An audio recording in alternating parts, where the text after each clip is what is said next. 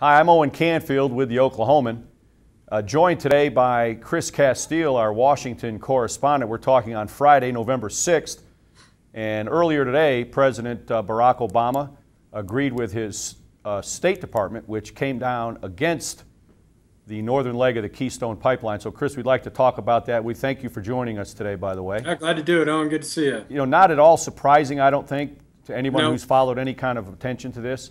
I think for folks in Oklahoma, the energy industry, of course, it's a disappointing decision, but not at all surprising. Would you agree? Absolutely. You know, I mean, I think it's been heading this way. If they, you know, especially as we get closer to the presidential election, and Hillary Clinton has already said she's against it. Of course, Bernie Sanders is against it. So it'd be really tough to see Democratic president coming out for this. A lot of people thought he'd probably just punt it into the next administration, but this kind of, maybe it takes it off the table, but probably not. You know, I think it just stays kind of the same as far as the political debate goes. You know, Republicans will continue, to attack the administration for, not allowing this job creation in the building of the pipeline, and they will say that it contributes to the nation's energy security, and that the administration is just kowtowing to environmental extremists, which is what they have said. Right. Well, it seems to me to be something of a legacy builder as well. He can leave the Oval Office a year from now or so and say, well, when I had the opportunity, I said no to this plan, and I think that's important to him. So, yeah, I don't disagree with that at all. A couple things the president said, in summary, really, is a few things he pointed out. In his contention, the pipeline wouldn't have much of an impact at all on really driving up numbers of jobs. He also said it wouldn't lower gas prices for consumers, and that it wouldn't do anything to increase this country's energy security. I think those are sort of the three main points he tried to make today. You mentioned as we got ready to go on air that the Secretary of State said some of the same things in his response as well. Yeah. I mean, I think they both men made the same basic point today, that this, and let me just say how Kerry came out and said it. The reality is that this decision could not be made solely on the numbers. The United States cannot ask other nations to make tough choices to address climate change if we are unwilling to make them ourselves. I mean, basically right there, he's all but saying this was a symbolic decision. You know, they're getting ready to go to this big climate change meeting, within the next few weeks, and they can't go there with, the idea that they might also approve, a tar sands pipelines. I mean, it was just for the last few years. There's this application, the first, application for the permit, I think was made 7 years ago. And for the last few years, it has just been, as the president pointed out today, it has really had kind of an out of proportion role in this nation's political discourse. It's exaggerated, its impact is exaggerated on both sides. Right.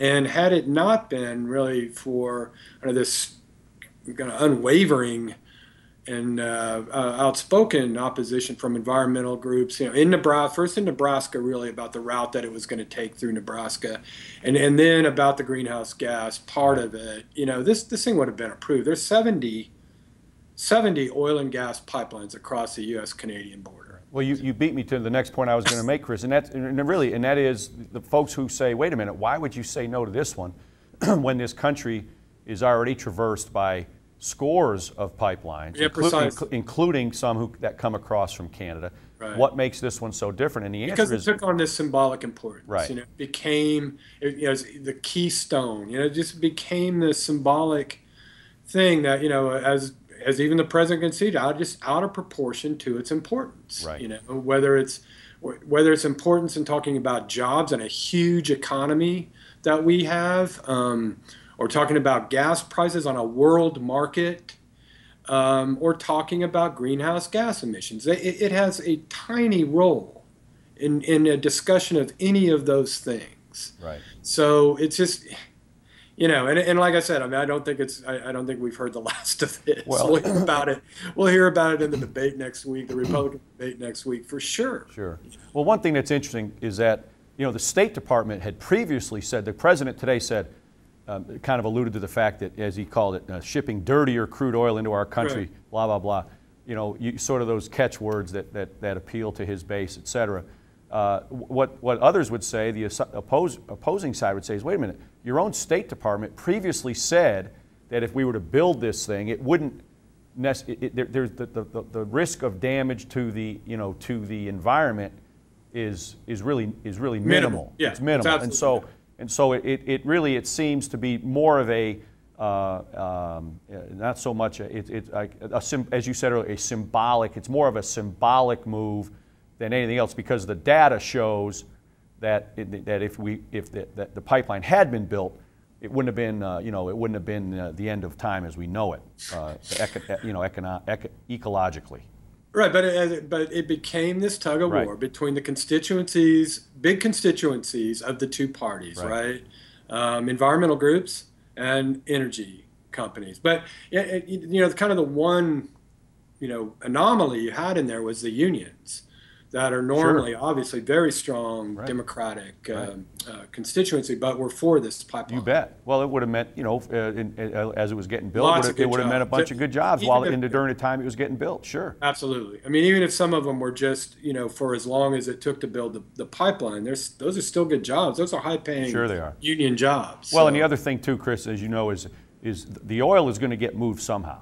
It's going to go to China. It's going to, and here in the United States, that means more going by rail, which has the potential to be more destructive, to the environment than if it had been in a pipeline. So that could be true. But the other thing about this, and maybe the bottom line of this is that they could just resubmit an application. That's right.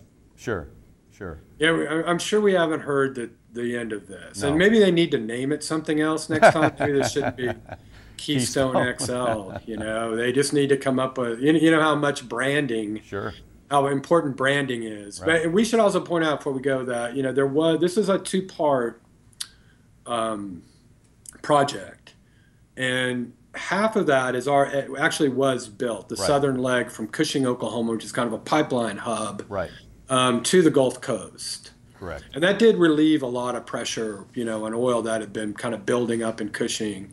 So this was, I think, about a 1,200-mile segment from Alberta to Nebraska.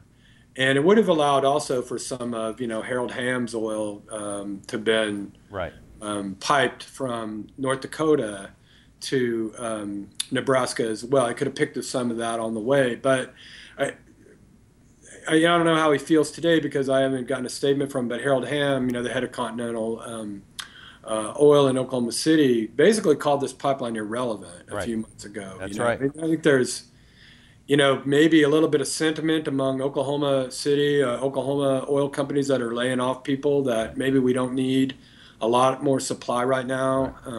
The bigger fix right now for Oklahoma and oil states would be potentially to lift that embargo that's been in place. That would do more right now than the pipeline. I think that's actually absolutely right. Doing one without the other, say building Keystone without lifting that embargo on exporting domestic oil, that would just you basically asking to lay off a bunch more people in Oklahoma. Chris Castile in Washington, D.C. Great to see you again, even via Skype, and we appreciate you too, Owen. Appreciate your work. You can read all of Chris's stuff every day in the Oklahoman.